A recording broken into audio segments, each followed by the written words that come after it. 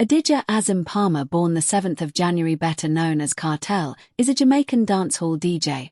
Among his various nicknames, he is referred to as Well Boss or Teacher. As summarized by Rolling Stone, he attained folk hero status in Jamaica with provocative lyrics and a mischievous public persona, and few have captivated the dancehall audience or offended the sensibilities of its detractors as consistently and thoroughly as Kartel.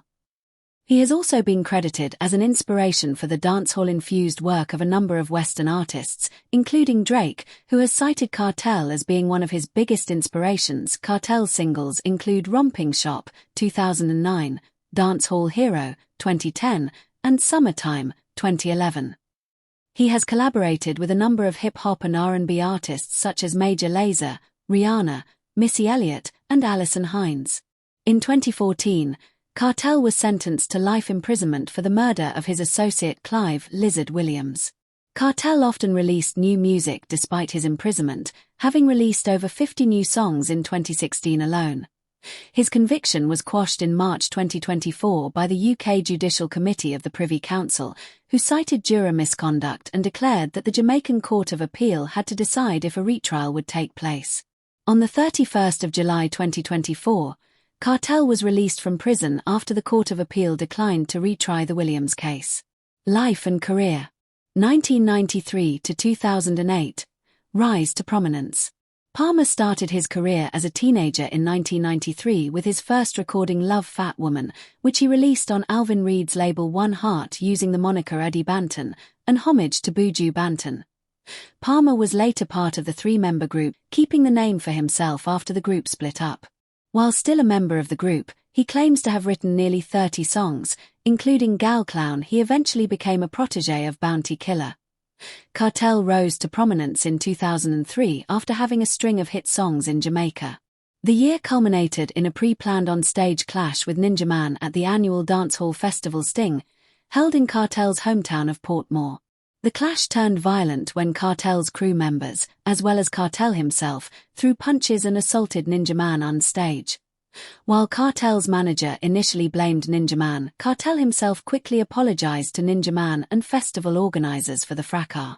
4 days after the incident, the two artists appeared before the press to announce a settlement of their differences and to end any animosity. From the beginning through the midst of his ongoing career, Kartel released a number of albums through the UK-based label Greensleeves Records and Adidja Not Nice Records, with his business partner and producer Ainsley Not Nice Morris. After splitting with Bounty Killer-led Alliance in 2006, Kartel joined the Portmore Empire, a group of dancehall DJs and singers from his Portmore neighborhood that he signed to his newly founded Adidja Not Nice Records. The members included Popcorn, Tommy Lee, Black Rhino, and Jar Vinci to name a few. In 2008, Corey Todd, an American businessman, signed Kartel to an endorsement deal for rum. The relationship between Todd and Kartel developed into a business partnership. Together they launched Dagger Condom.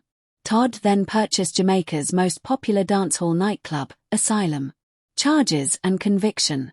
On the 29th of September 2011, Kartel was arrested by police for cannabis possession. Jamaica's Major Investigation Task Force, MIT, later charged him with the murder of Jamaican businessman Barrington Burton, conspiracy, and illegal possession of a firearm.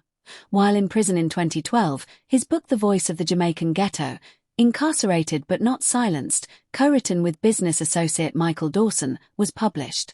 Though Kartel was granted bail for the Burton murder on the 23rd of March 2012, for $3 million Jamaican dollar, he remained in prison in connection with a second murder of Clive Lizard Williams of Waterford, St. Catherine. He was charged, along with 2 others, including Vanessa Gaza Slim Sadler, as well as perverting the course of justice after Sadler allegedly claimed that Williams had robbed her in order to mislead the police into believing that he was still alive.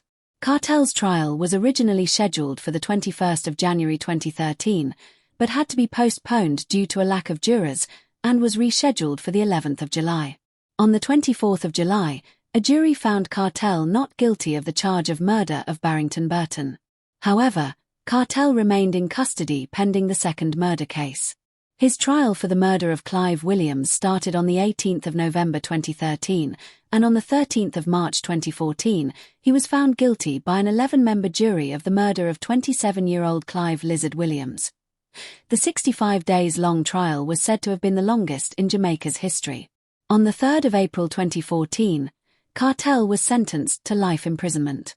Justice Lennox Campbell said he would be eligible for parole after serving 35 years. 2014 to 2024, music and release. Despite his incarceration in 2011, Kartel released new music prolifically. Jamaican prison officials denied allowing him recording privileges, and Kartel refused to state the exact source of the recordings, despite the lyrical content including current events.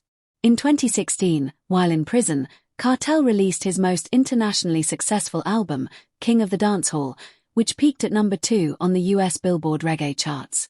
The album included the single Fever, which topped various local music charts and became his most successful on streaming websites. Fever was certified gold in 2020. In January 2020, Kartel released a 10-track album, To Tanisha, which was dedicated to his ex-wife and mother of his 3 children, Tanisha Johnson. On the 26th of June 2020, Kartel released his 15th studio album, Of Dons and Divas. In April 2020, a 3-member panel of judges in the Jamaican Court of Appeal reaffirmed Kartel's conviction. On the 17th of April 2020, the Court of Appeal reduced Kartel's parole eligibility to 32 years and 6 months, citing Justice Campbell's failure to consider time the singer had spent in jail while awaiting trial in 2014. On the 14th of March 2024, Kartel's conviction was quashed by the UK Privy Council due to juror misconduct, requiring the Jamaica Court of Appeal to decide if a retrial would take place. On the 31st of July 2024, Kartel, along with Sean Storm Campbell, Kahira Jones, and Andre St. John were freed after the Jamaica Court of Appeal declined to retry the case, citing expense, passage of time, and Kartel's declining health among the reasons.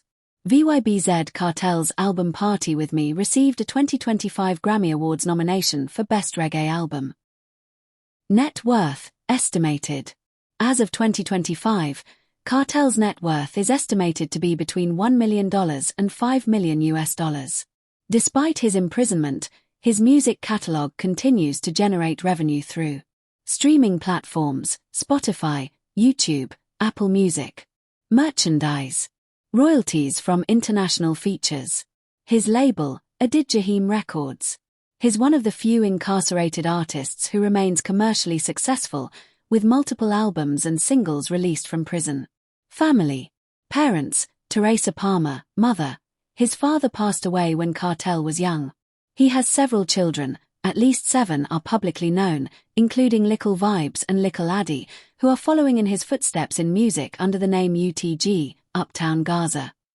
Kartel lived in Portmore, St. Catherine, Jamaica, often referred to as the Gaza area. His house there was known locally for its size and luxury compared to the surrounding community. Reports and images show it was a multi-bedroom home with high gates, surveillance, and often a site of major parties and music videos. After his arrest, Jamaican authorities raided and locked down the property during investigations. It was allegedly fitted with a home studio, which he used to record music before his incarceration. Before his arrest, Kartel had a love for luxury cars, including Range Rover, BMW X6, Toyota Crown, Lexus models. These cars were often featured in his music videos or seen during public appearances. He had a taste for flashy, customized rides that matched his flashy persona. Despite being behind bars, Kartel remains one of the most powerful voices in dancehall. His life is a complex mix of musical genius, controversy, family devotion, and cultural impact. Whether you love him or not, his influence on Jamaican and global music culture is undeniable.